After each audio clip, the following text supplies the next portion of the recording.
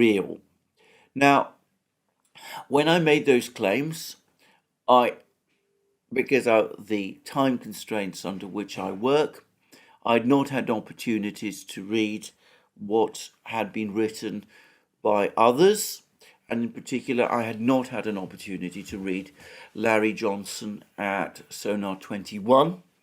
And Sonar 21, for those who don't know, son of the American Revolution, 21, written by Larry Johnson, is an indispensable blog about the war.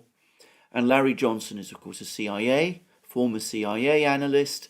He's familiar with American internal documentation, which, of course, I am not. And he's looked at these documents, and he has absolutely no doubt at all about their authenticity. And I consider his expert view on this conclusive. Now, I realize there are lots of other people who think otherwise, but from everything that Larry Johnson says, and I find his comments on this, as I said, authoritative and definitive.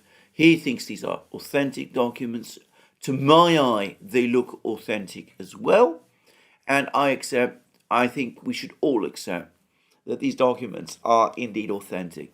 There's some suggestions that some of these documents have been manipulated, some of the contents have been manipulated. I am very skeptical about that as well.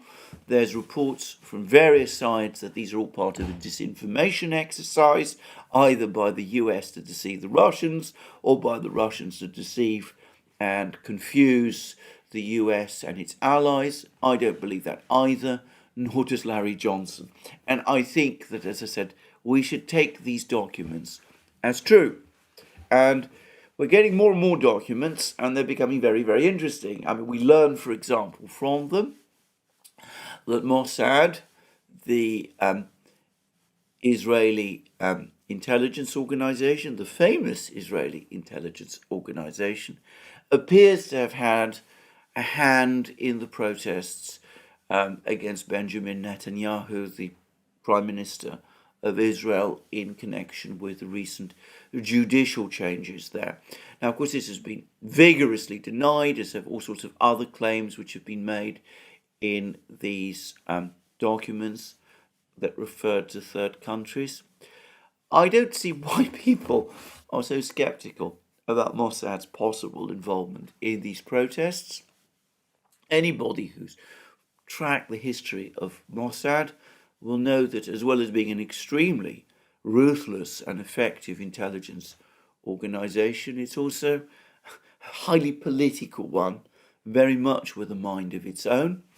And after all, as I also recall during the protests, the Israeli defense chief timed his resignation or dismissal in the middle of the protests, making it fairly obvious that the Israeli military defense establishment was not in favor of the judicial changes and backed the protests. But anyway, there've been an awful lot of other bits and bobs of information. We learned, for example, that the United States is listening in to President Zelensky's telephone calls. I have to say again, I find that completely unsurprising. And in fact, dare I say it, I would think this was a basic precaution for the United States to take, given how heavily it is investing in Ukraine. But anyway, my overall sense, and I think the gradual overall sense that more and more people are getting about these documents, is that what they show is a bleak and chaotic picture in terms of the progress of the war from Ukraine's point of view. Now, I want to just say one thing before I just talk about that in a little more detail, and I want to be fairly brief. I had assumed until yesterday that these documents had been leaked by Russian intelligence. I'm still not fully persuaded that this is not the case, but the gradual emerging consensus is that they were leaked by some American official, obviously angry and embittered, and that some of these documents were already circulating way back in January. So this is not an entirely new leak, though it's obviously a progressing one. So I just want to make that point. But let's go back to what the documents tell us. Firstly, it's clear that the force that is being built up for this offensive is around 12 brigades. And as Larry Johnson points out, that could number anything between 30 and 60,000 men. Larry Johnson makes the point that doesn't take into any consideration the enormous logistical forces that would be required to support a force of that size. Prigozhin has said that Ukraine has around 200,000 men who could potentially participate in the offensive, and there's another 400,000 in the rear, a significant force. I think that's probably about correct if we are talking about the total size of the Ukrainian armed forces. In other words, the active forces that Ukraine has at its disposal number around 200,000, of whom that 60,000, by the way, is a part, and the remaining 400,000 are the second line logistical supply troops. As we know, there's thousands of women now serving in the Ukrainian armed forces. There's also the people who operate the air defenses, who, as I said, do all those sorts of things in the rear. But the actual teeth units number around 200,000. And I think this is about right.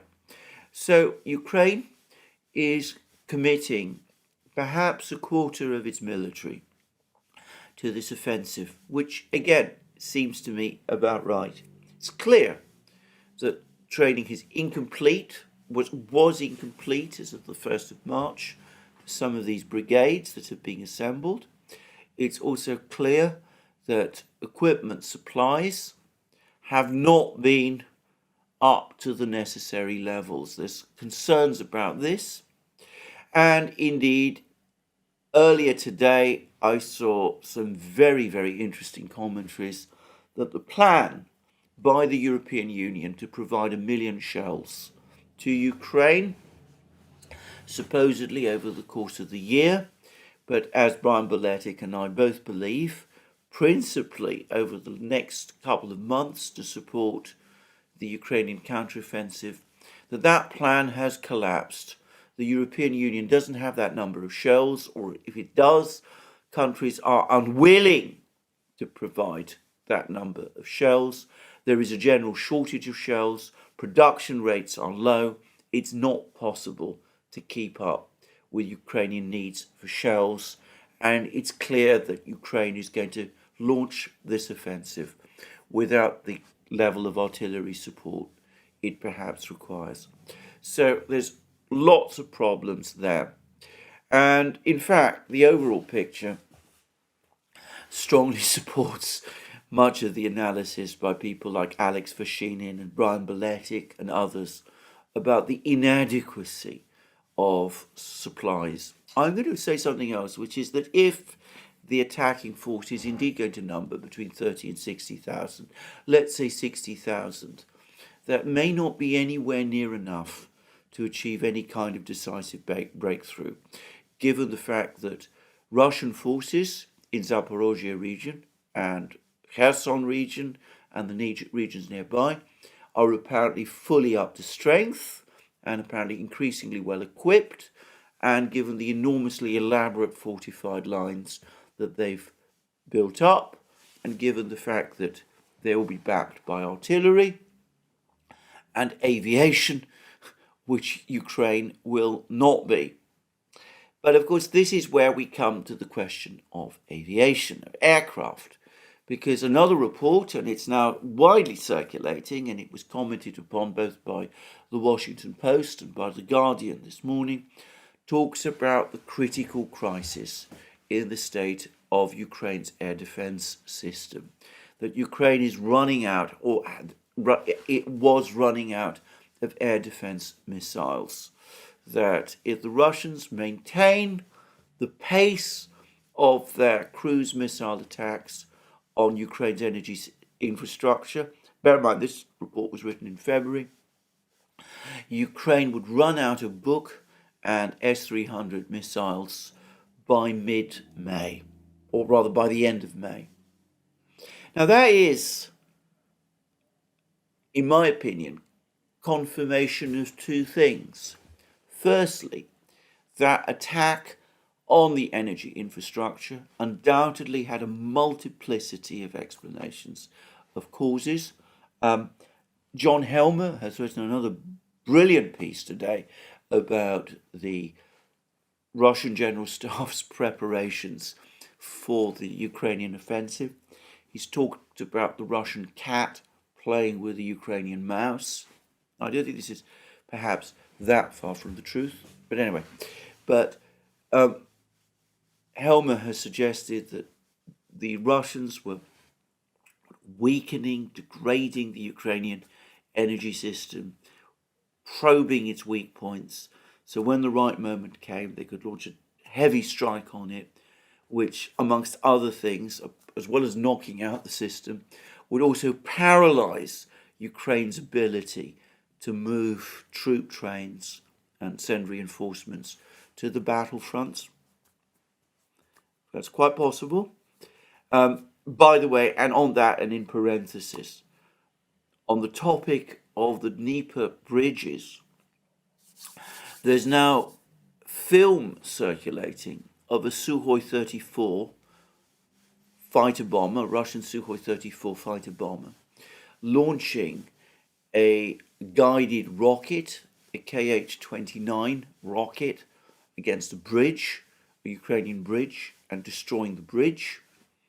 Now, I've previously speculated that the Russians would perhaps use some of their big hypersonic missiles to blow up the bridges. I wonder now, with the Ukrainian air defense system steadily being degraded, whether in fact the plan isn't to bomb the bridges instead with these very big 1,500 kilo precision guided bombs.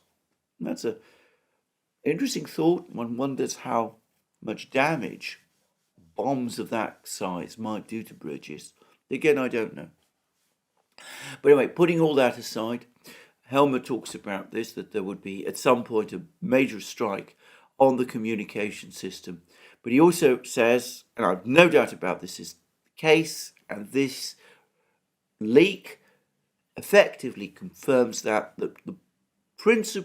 one of the principal reasons for those missile strikes was to attack a target, the energy system.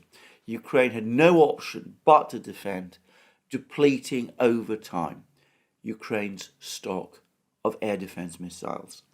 And it is clear that the United States is finding it impossible to make up the numbers. It's been trawling all over the world, trying to find replacements for the S-300s and the Buks, and it's finding it very difficult.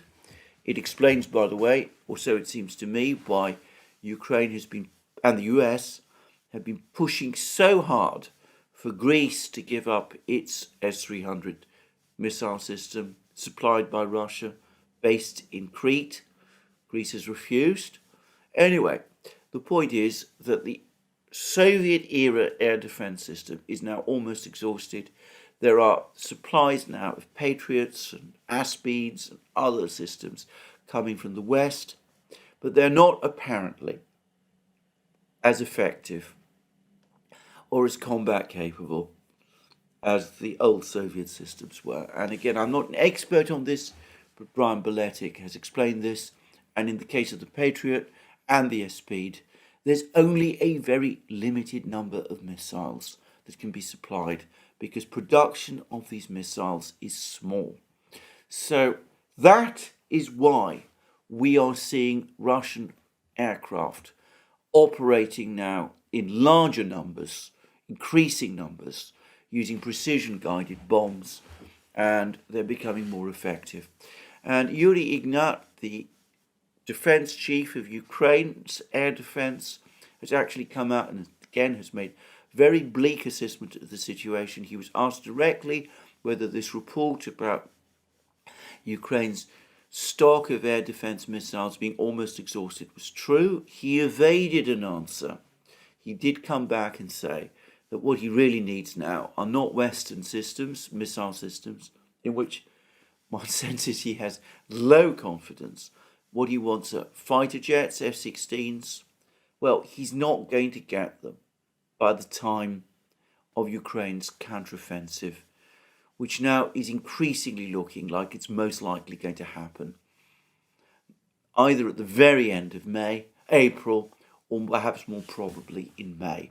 Anyway, there we go.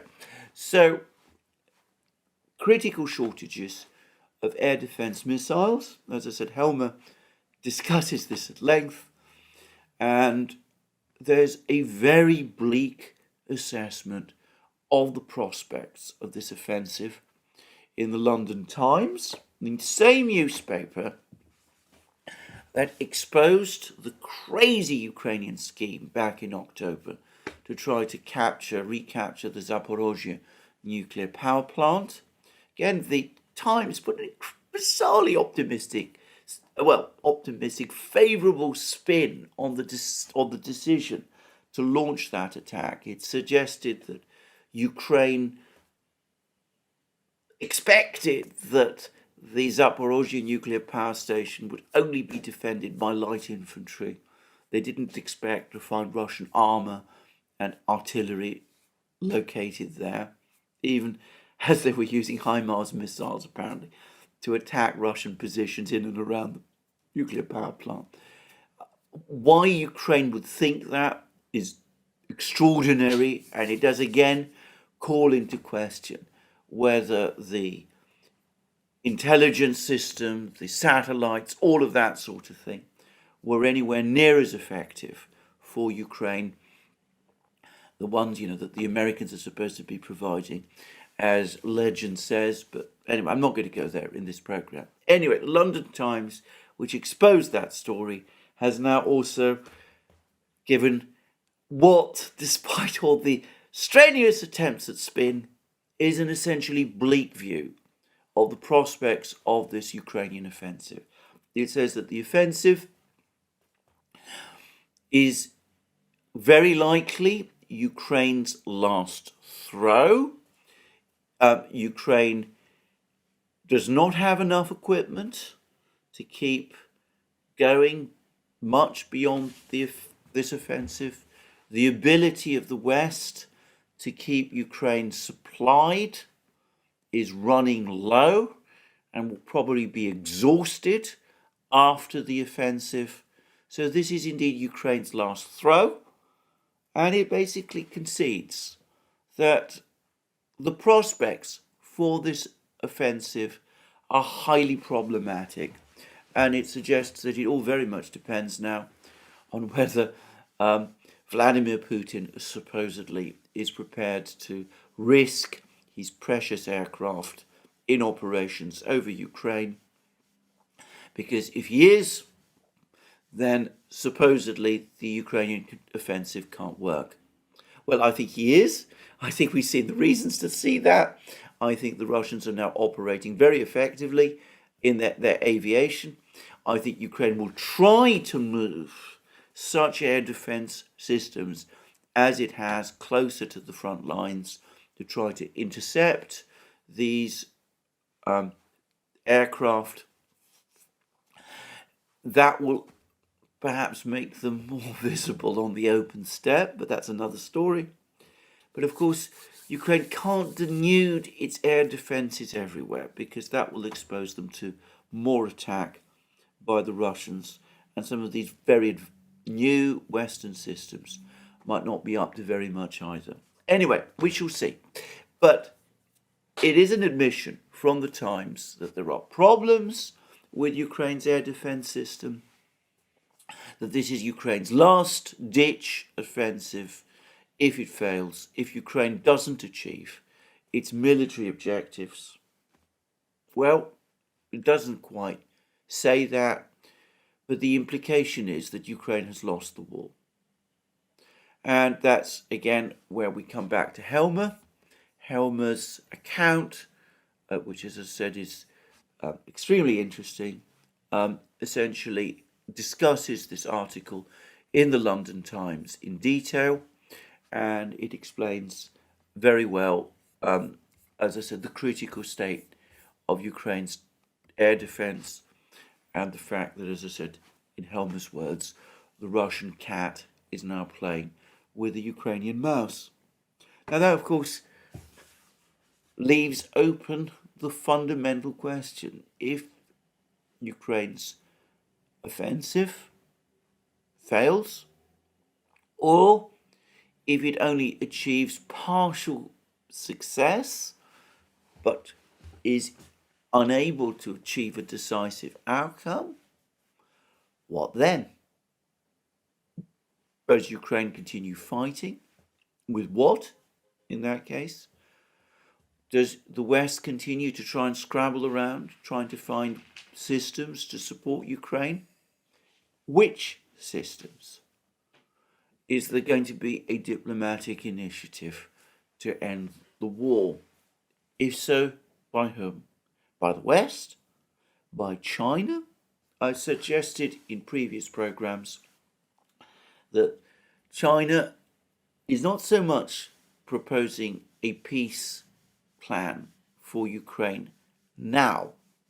Rather, it may be positioning itself for a situation where it might act as a mediator, might, once military operations over Ukraine have reached what you might call a decisive point, which could very well be at some point in the late summer, early autumn, once the Russians, as I said, have weathered this offensive, assuming, of course, that they do. Anyway, there we go. So that's where I think we stand on the battlefronts today. I just want to return to one particular topic, which is Emmanuel Macron and his visit to France. Now, there's been an awful lot of people who have been taking a view that, in fact, Macron did actually distance himself from the West, the rest of the West, and the United States when he went to France. He's now making all sorts of comments about the need for Europe to achieve strategic autonomy, the need for Europe to reduce its dependence on the dollar, things like that. I get to make my own observation about this. This is nothing new from Macron. He's talked like this many times. He used to talk like this a lot in the run-up to the fighting in February. And once upon a time, I took these comments by Macron seriously. And I learnt my lesson, if you like, in January and February last year. Because what Macron does is that he does come up with these broad brush statements. The world is de-dollarizing. Europe needs to denuclearize. NATO is brain dead. Things of that kind. They upset and antagonize some people in Europe. They probably don't make some people in the United States at all happy. But when the chips are down, he invariably ends up doing exactly what the Americans want him to do. So, over the course of the fighting in Ukraine, he has been one of the most aggressive suppliers of weapons to Ukraine. He has pursued sanctions very aggressively.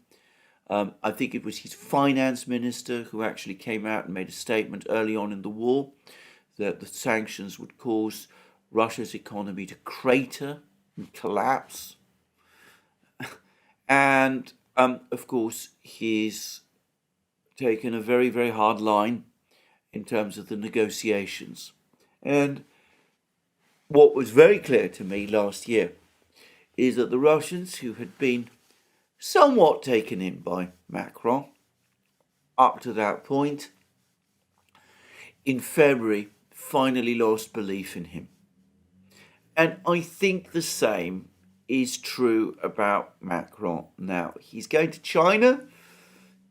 In private, he delivers what appear to be harsh warnings to Xi Jinping, which, as I said, Xi Jinping is clearly very exasperated with and didn't take kindly to at all. He is constantly moving about, making all sorts of further statements in public which appear to contradict these private messages. Point to understand is that what Macron actually did in China was deliver American warnings, or if you prefer, Western warnings to China. And he did that not just on behalf of himself, but on behalf of the European Union. After all, he had Ursula von der Leyen there by his side. Everything else that Macron says about de-dollarization, about NATO being brain dead, about the risks of Europe's deindustrialization, about the need for Europe to achieve strategic autonomy of the United States means nothing. I'm not saying that Macron himself doesn't perhaps believe some of this.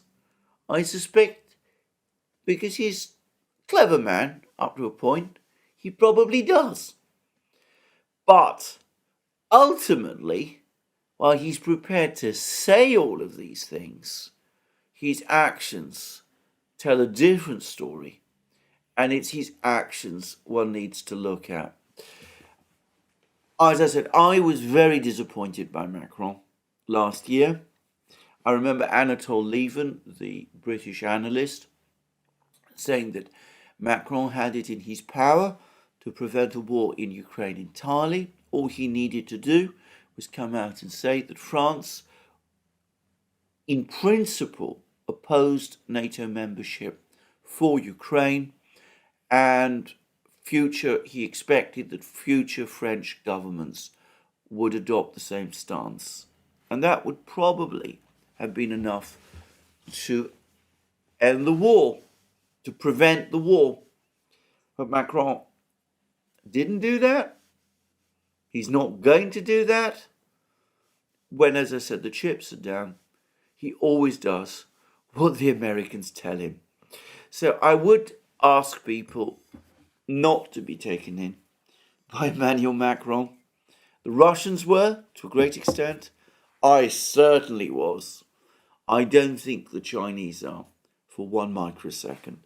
So that's all I wanted to say. This is where I finish today. I hope you've found this program useful. More from me soon. To remind you again, you can find all our programs on Locals, Rumble, BitChute, Odyssey, Rockfin and Telegram. Links under this video for Patreon and Subscribestar and for our shop. And last but not least, have a very good day. Enjoy Easter Monday and more from me soon.